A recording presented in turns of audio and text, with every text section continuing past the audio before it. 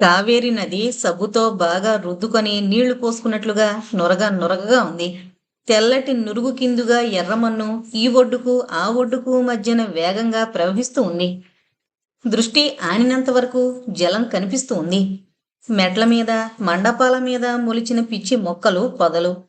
ఇద్దరిద్దరుగా, నలుగురు నలుగురుగా, గుంపులు గుంపులుగా వేము బుట్టలు, అల్యూమినియం, స్టీలు టిఫిన్ క్యారియర్లు, డబ్బాలు, అరిటాకులు, పులిహోర, పొంగలి, దద్దోజనం, వడలు, పిండి వడియాలు మొదలైనవి. గాలి రకరకాల సువాసనలు తనలోకి ఇముడ్చుకొని మందగమనంతో వచ్చి చుట్టూ ఉన్న జనులని స్పృశించి పరవశింపజేస్తూ ఉంది.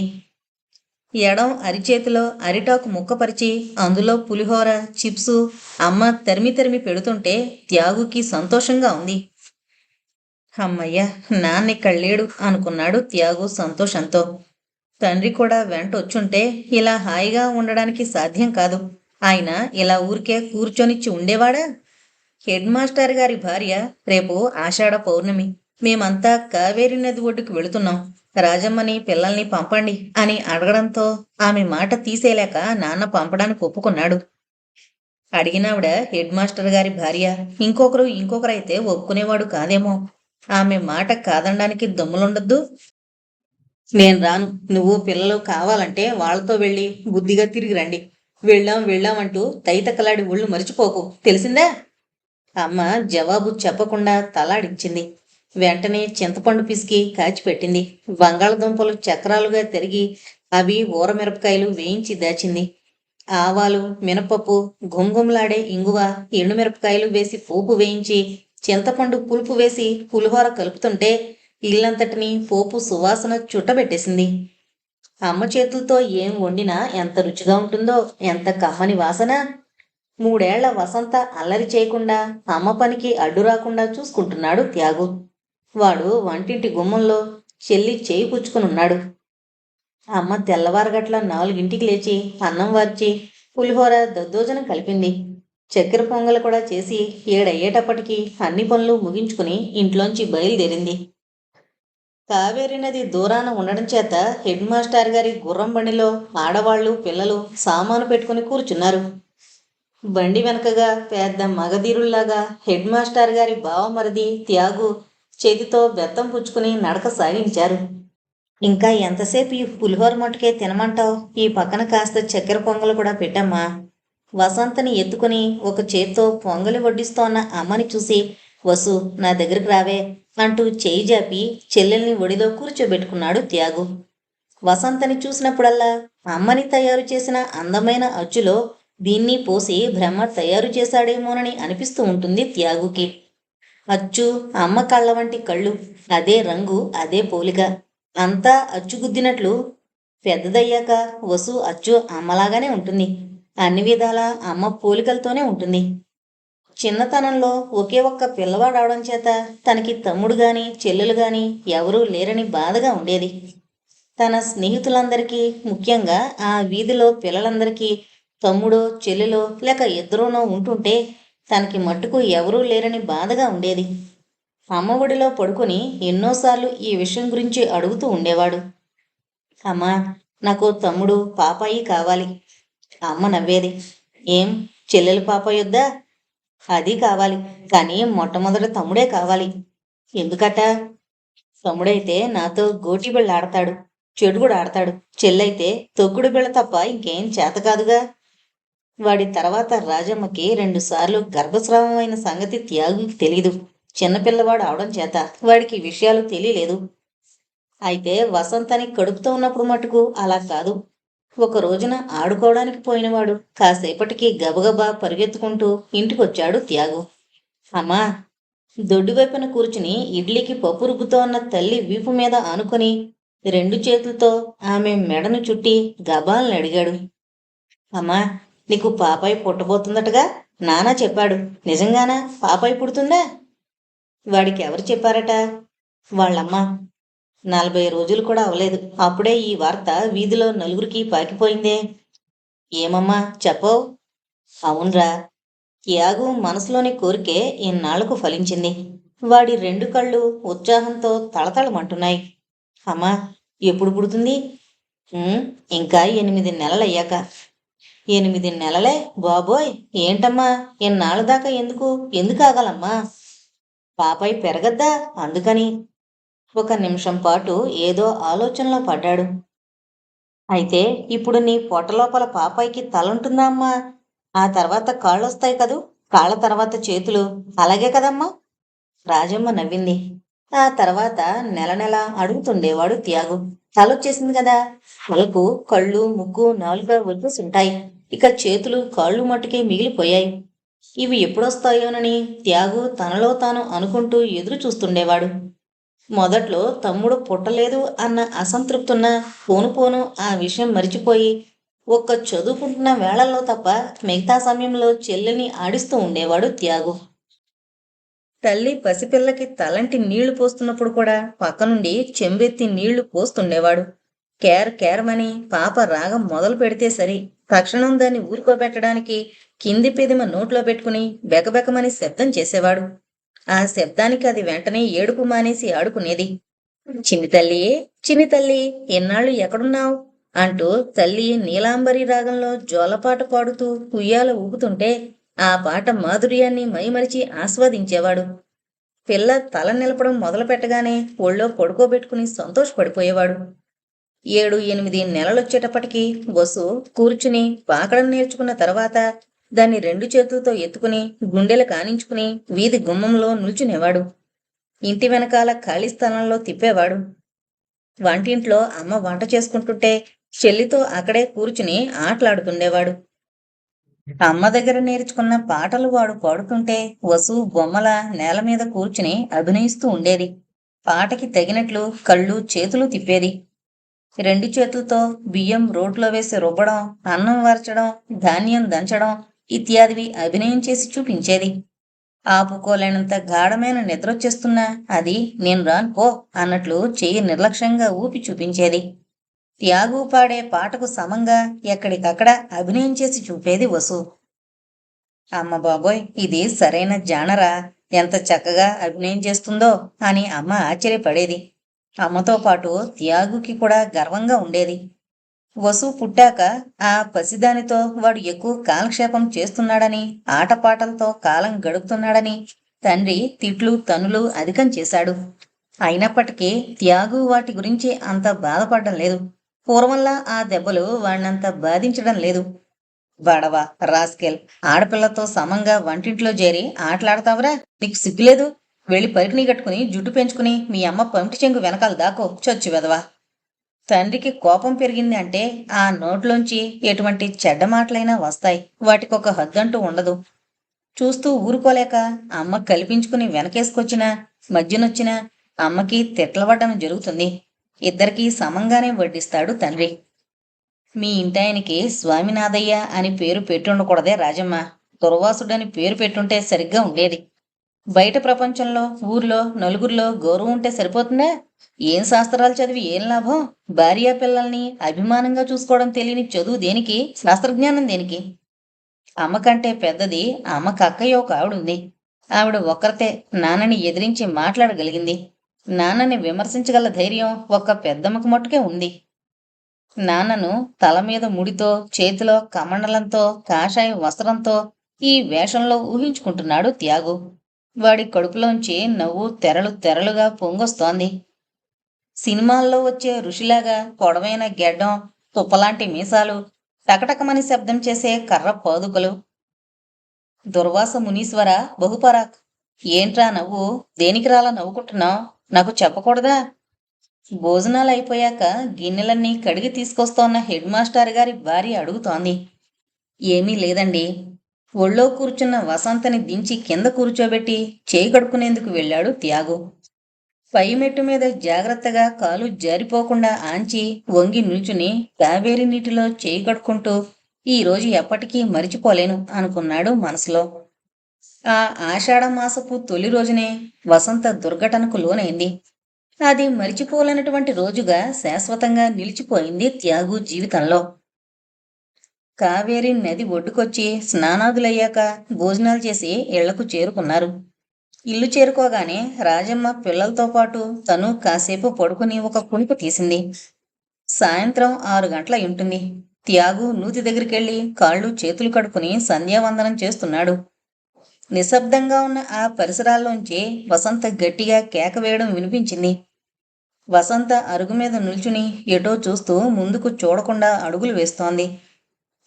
అరుగు మీద పడకపోవడంతో తలకిందులుగా నేల మీద పడిపోయింది. ఆ అరుగు మరీ అంత ఎత్తు లేదు, 2 అడుగుల ఎత్తు మాత్రమే ఉంది. పిల్ల కేకలతో పరిగెత్తుకొచ్చిన రాజమ్మ ఒళ్ళంతా పట్టుకుని చూసింది. ఎక్కడా గాయం లేదు, వాపు లేదు. ఎక్కడా దెబ్బ తగలలేదని ఆ విషయం అక్కడతో మర్చిపోయింది. మరనాడు ఉదయం నిద్రలేచిన వసు మామూలుగా కాక ఏదో మందంగా విచిత్రంగా ఉంది. పాలు తాగలేదు, అన్నమూ తినలేదు, లేచి అటు ఇటు పరిగెత్తలేదు. ఏం జరిగింది? జ్వరమా? మొదటి రోజున కావేరి నదికి వెళ్ళొచ్చిన శ్రమ వల్ల పిల్ల అలా ఉందని సరిపెట్టుకుంది రాజమ్మ.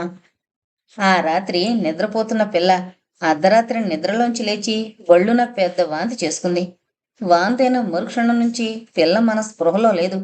తోటకూర కాడలా అలా పక్క మీద పడిపోయింది. మరనాడు ఆసుపత్రికి తీసుకెళ్లారు. 20 రోజుల పాటు ఆసుపత్రిలో ఉంచి రకరకాల పరీక్షలు చేశారు. కాని పోయిన స్పృహ రాలేదు.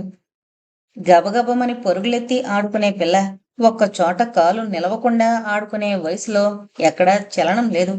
అట్లా కోమాలో పడుంది. మెదడులో ప్రవహిస్తోన్న రక్తనాళాల్లోని రక్తం గెడ్డకట్టి ఉండవచ్చునని తోస్తోంది. కింద పడిన ఆ అదాటుకి కొన్ని కేసుల్లో ఇలా రక్తం గెడ్డకట్టడం సంభవిస్తూ ఉంటుంది.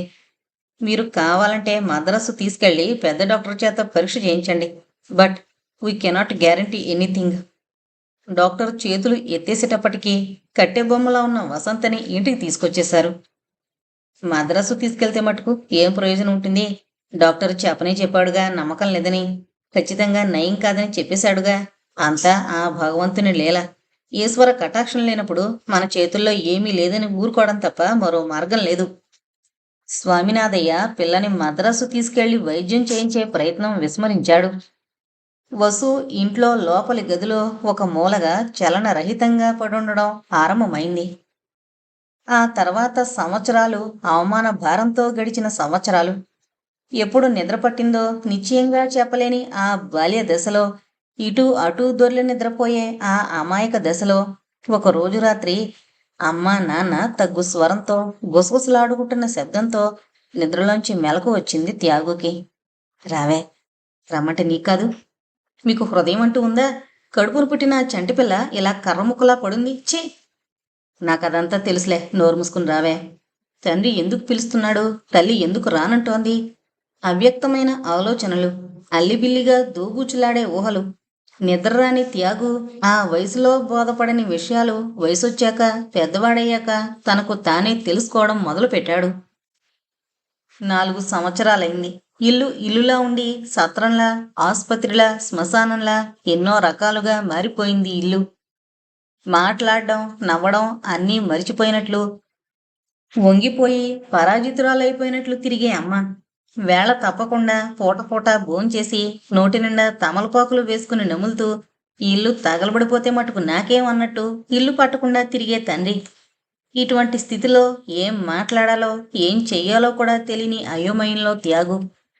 వీళ్ళందరి మధ్య వసంత మూసుకున్న కళ్ళు, ఎత్తుగా ఉబ్బిన పొట్ట, చీపురు పొల్లలాంటి కాళ్ళు చేతులు, ఎటుపక్క పడుకోబెడితే అటుపక్క చలనరహితంగా పడుండే దేహం, ప్రాణం ఉన్నది అన్నదానికి సాక్ష్యంగా పైకి కిందకి లేచిపడే ఆ చిన్ని గుండె.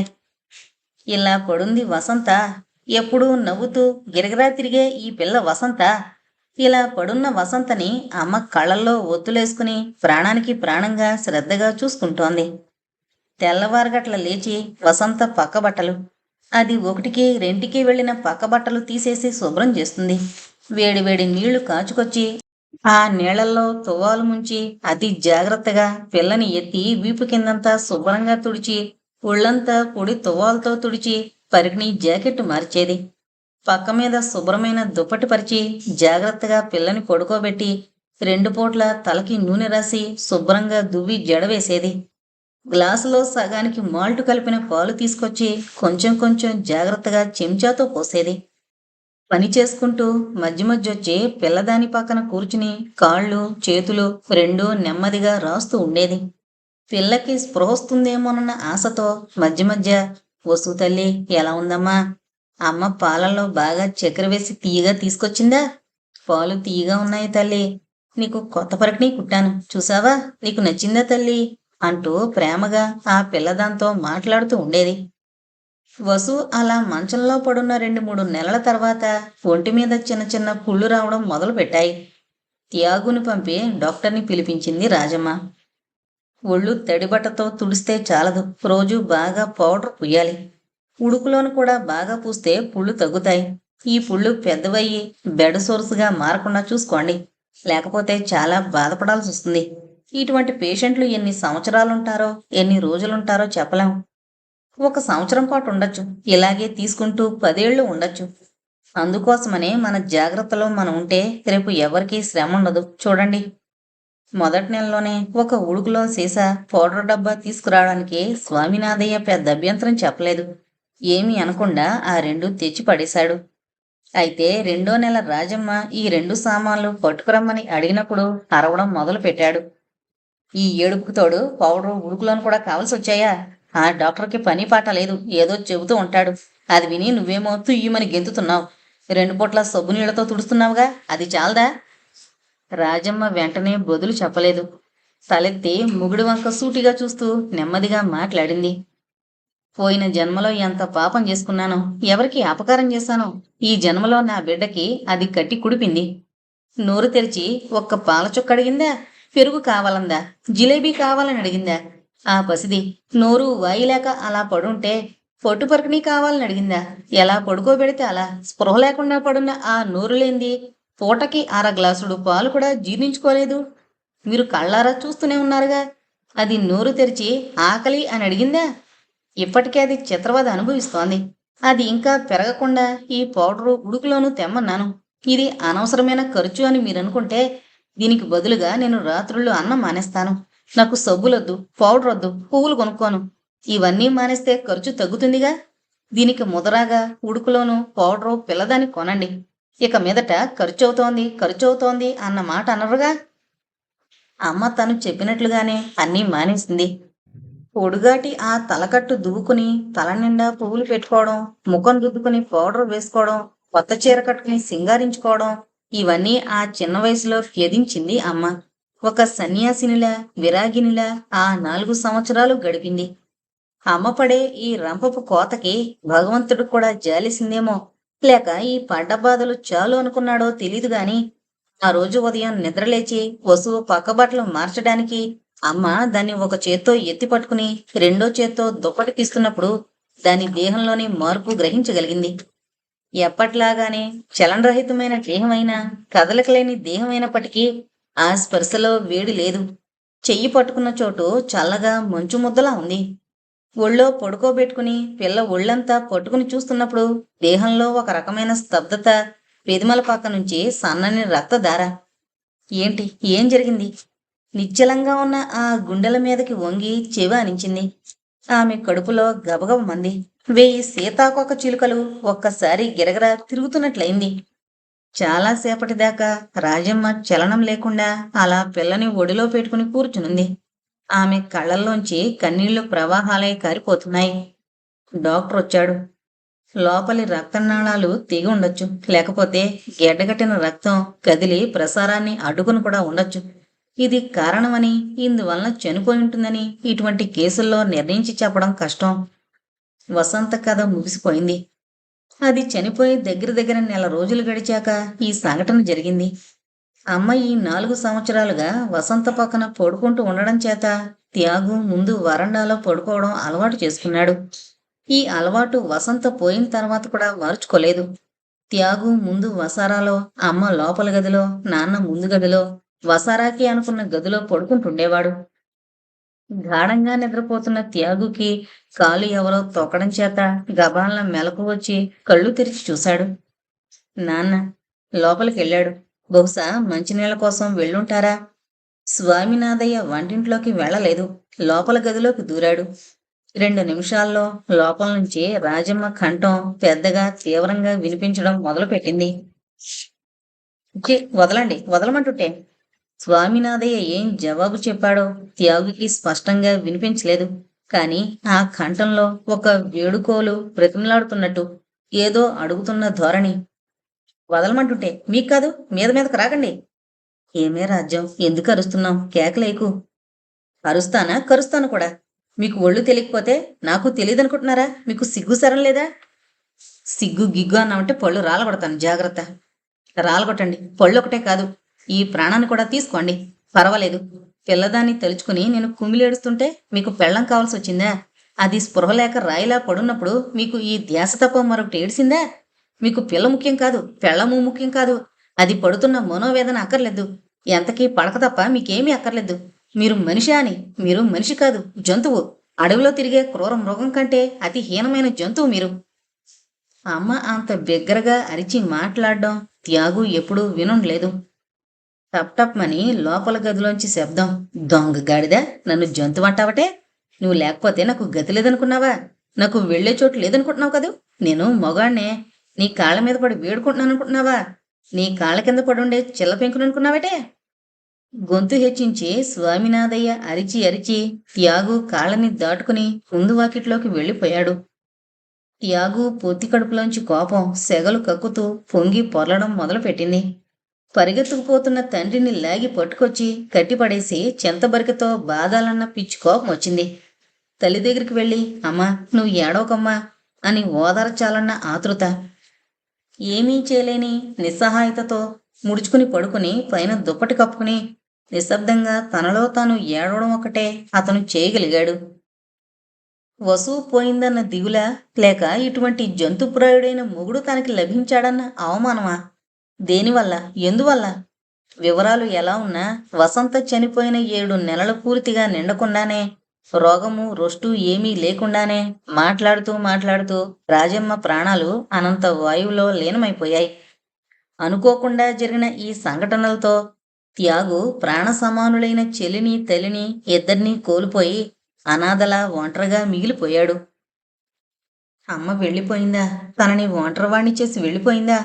మనసారా నవ్వి కళ్ళ నిండా చల్లని వెన్నెలలు కురిపించి ప్రేమతో లాలించి కాపాడే తల్లి వెళ్ళిపోయిందా? చీర మోకాళ్లపైకి దోపుకుని నూతి పళ్ళెం మీద కూర్చుని అంట్లు తోముతుంటే అమ్మ కాళ్ళు బంగారు రంగుతో మెరిసిపోతుండేవి. ముక్కల పులుసు పెట్టి ఇంగువ ఆవాలు వేసి ఘుంఘుంలాడుతూ పోపు పెట్టేది అమ్మ. కటకటాల్లో కూర్చుని పూలు గుచ్చుకుంటూ త్యాగరాజు కృతిని శ్రావ్యంగా పాడే అమ్మ. ఇంట్లో మూల మూలలా అమ్మ అమ్మ అంటూ నిశ్శబ్దంగా వెతుకుతూ తల్లడిల్లిపోతున్నాడు త్యాగు.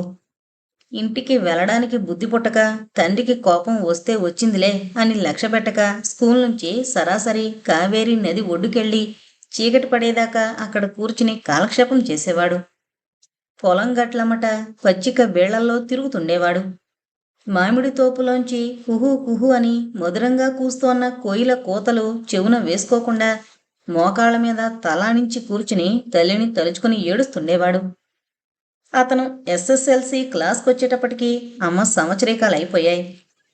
ఒకరోజు సాయంత్రం వేళ స్కూల్ నుంచి వచ్చిన త్యాగుని తండ్రి దగ్గరకు రమ్మని పిలిచాడు. నాన్న పక్కన ఎదురింటి మావయ్య, వకీలు మావయ్య కూర్చునున్నారు. త్యాగు దగ్గరికెళ్ళి నిల్చున్నాడు. చూసారా, 6 గంటలైంది.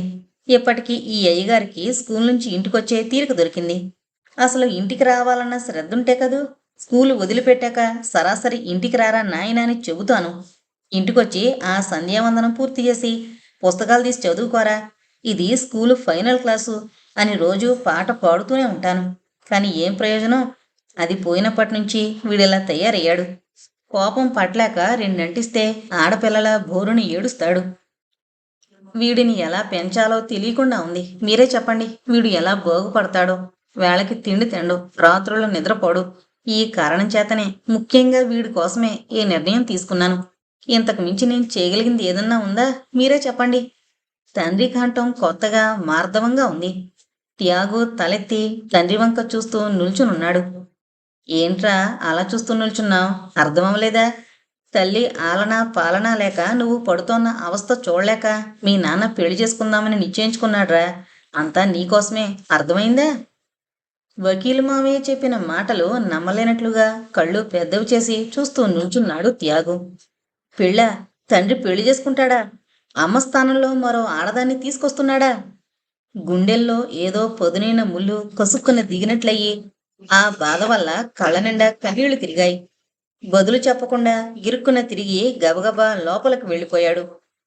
కళ్యాణి ఆ ఇంటి గడపలో కాలు పెట్టింది. పీకుపోయిన చెంపలు, కాకిరంగుని పోలిన దేహఛాయ, ఉర్రె కనిపించేటట్లున్న పల్చని 4 పోచల తలకట్టు, మెలికలు తిరిగిన కురచ జడ. మనిషి ఎలా ఉంటే ఏం కాని నెల రోజులు గడిచేసరికి తండ్రిలో చేపలేని మార్పు రావడం త్యాగుకి తేటతెల్లమైంది. చిటపట్లాడే మనిషి ఇప్పుడు నవ్వుతూ ఉన్నాడు. రోజు పెళ్ళం కోసం పువ్వులు కొని ఉత్తరం వెనక దాచుకుని మరీ తీసుకొస్తున్నాడు. ఈ భార్యని సినిమా కూడా పంపిస్తున్నాడు. ఎంత విడ్డూరం! దుర్వాస మహామునికి ఏమైంది? పిన్ని మందు పెట్టిందా లేక ఏదన్నా మంత్రం వేసిందా?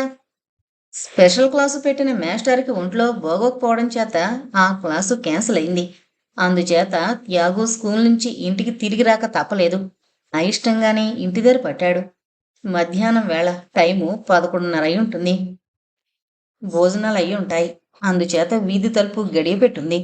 మధ్యాహ్నం నిద్రలో ఉంటారని, తలుపు తట్టి నిద్ర లేపకూడదని వెనక వైపునున్న పొట్టిగోడ దూకి ఆవరణలోకి వచ్చాడు త్యాగు. ఈ మాదిరిగా చాలాసార్లు గోడ దూకి ఇంట్లోకి రావడం కద్దు. వెనకవైపు ద్వారంలోంచి లోపలికొచ్చి నిల్చున్నాడు త్యాగు. లోపలి గదిలోంచి నవ్వులు, రహస్యంగా మాట్లాడుతున్నట్టు గుసగుసలు. ఆ పక్కగా ఉన్న మల్లెపందిరి వెనకగా నిల్చుని ఆ కిటికీలోంచి లోపలికి చూశాడు త్యాగు. మంచం మీద నాన్న పక్కనే పిన్ని. 2 నిమిషాల సేపు చూసేసరికి పొత్తి కడుపులోని నరాలు సుళ్ళు పడినట్లయింది. పట్టపగలు తలుపులు తెరిచిపెట్టుకుని తెరి చప్పుడు చేయకుండా త్యాగు వచ్చిందారినే వెనక్కి మళ్ళాడు. మనసు అగ్నిపర్వతంలా కొతకొతలాడిపోతుంది. సరాసరి మామిడి తోపు వైపుకు వెళ్ళాడు.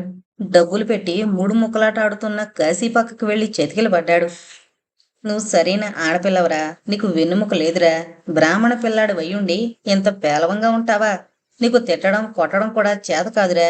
అసలు ఆ పాటి ధైర్యం నీకుందా అని. నువ్వు ఉత్త ఆడపిల్ల కంటే అన్యాయంరా అంటూ ఎన్నోసార్లు కాశీ ఏడిపిస్తుండేవాడు. వాడి మాటలకి కదలని త్యాగు ఇప్పుడు విసురుగా చేయిజాపి, ఒక సిగరెట్ ఇవ్వరా కాశీ అని అడిగాడు.